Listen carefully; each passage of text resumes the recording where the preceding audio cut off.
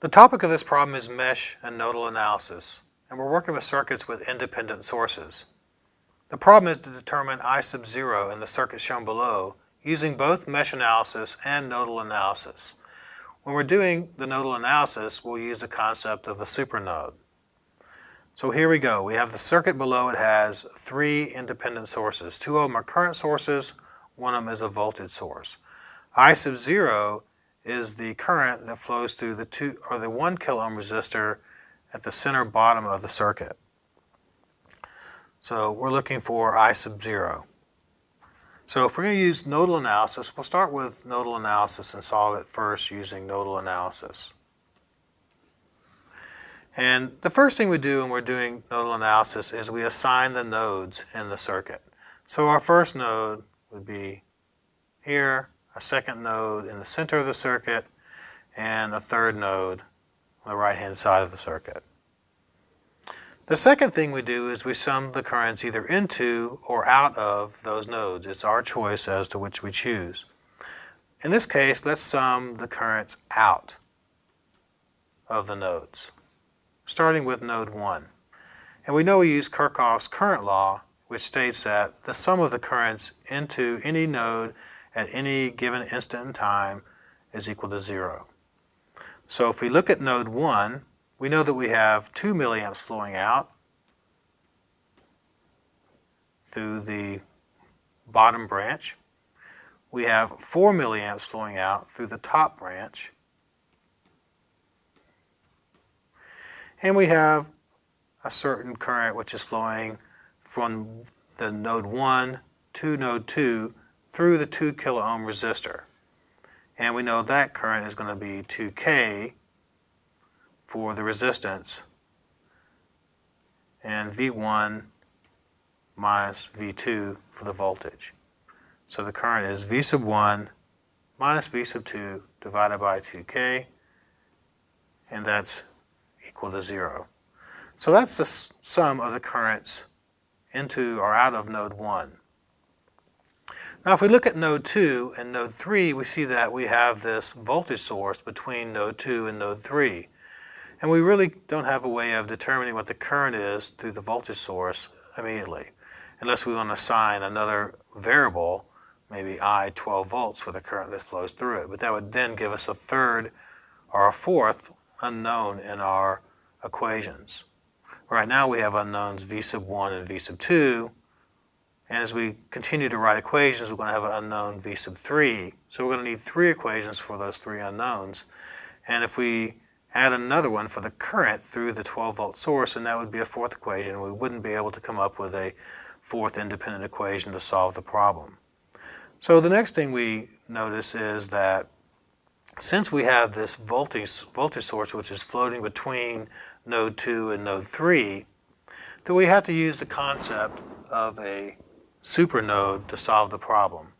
And the way we do that is we kind of block off this voltage source like this, and we'll sum all the currents out of what we call a supernode, which is the node which encompasses what we've assigned as node 2 and node 3 and the 12-volt voltage source.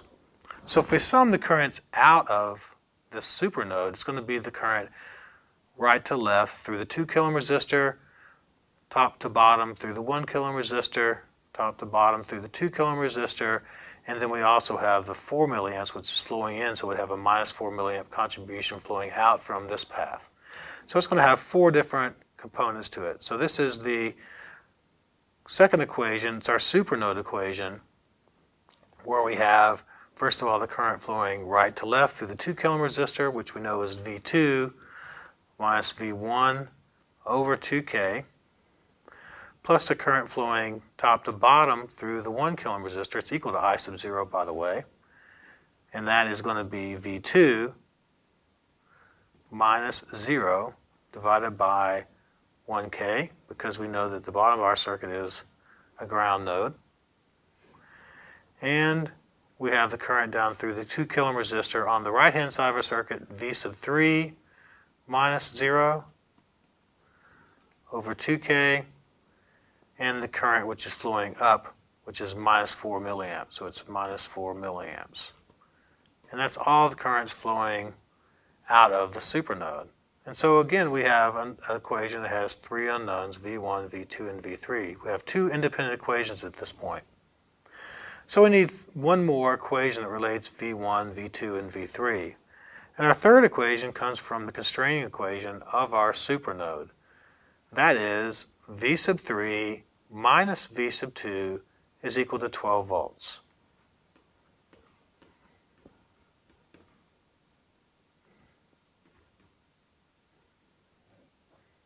Okay.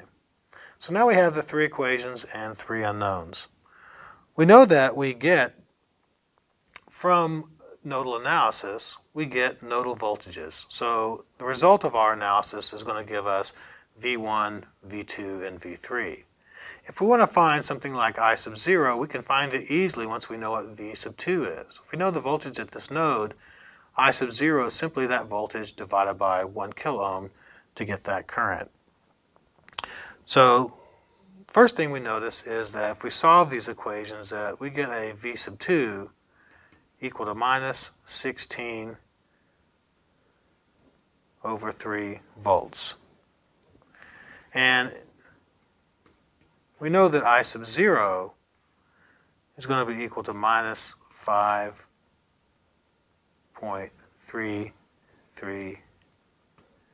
milliamps. So that's our nodal analysis for this problem. What we're going to do is we're going to also solve this using mesh analysis. And if we use mesh analysis, we'll see that we get the same answer for I sub 0. It's going to be equal to minus 5.33 milliamps. So let's do that. The first thing we do when we're solving a problem using mesh analysis is we assign meshes and mesh currents. So let's start with doing that. We'll call this mesh 1 with mesh current I sub 1. We'll call this mesh 2 with mesh current I sub 2, and we'll call this mesh 3 with mesh current I sub 3. So as we go around and look at these different meshes, we know that when we're doing mesh analysis that we're looking for mesh currents. It's a complement to what we did in nodal analysis where we looked for nodal voltages.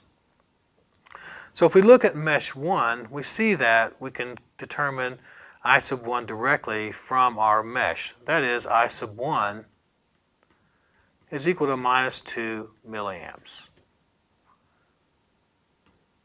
Our second equation for our second loop gives us a similar way to find I sub 2.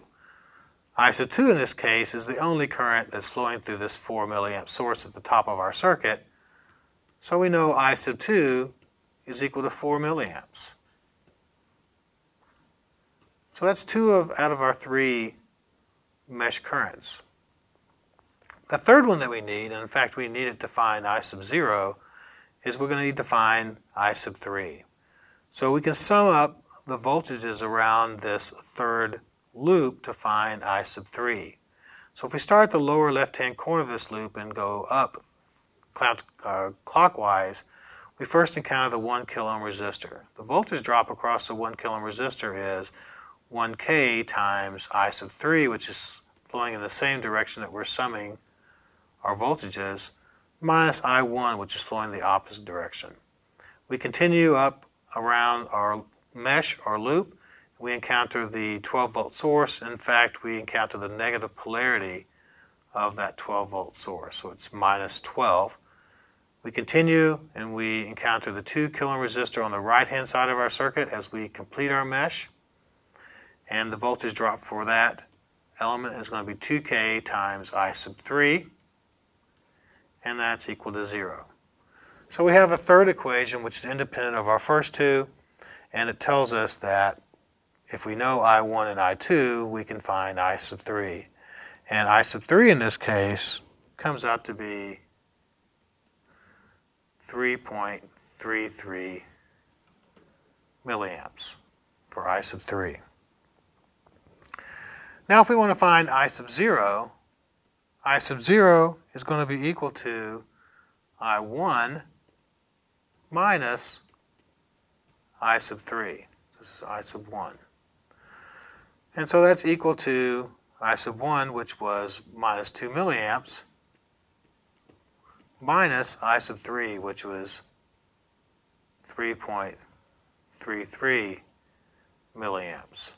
So we get the same answer for I sub 0. We have an I sub 0 equal to minus 5.33 milliamps, just as we did for nodal analysis.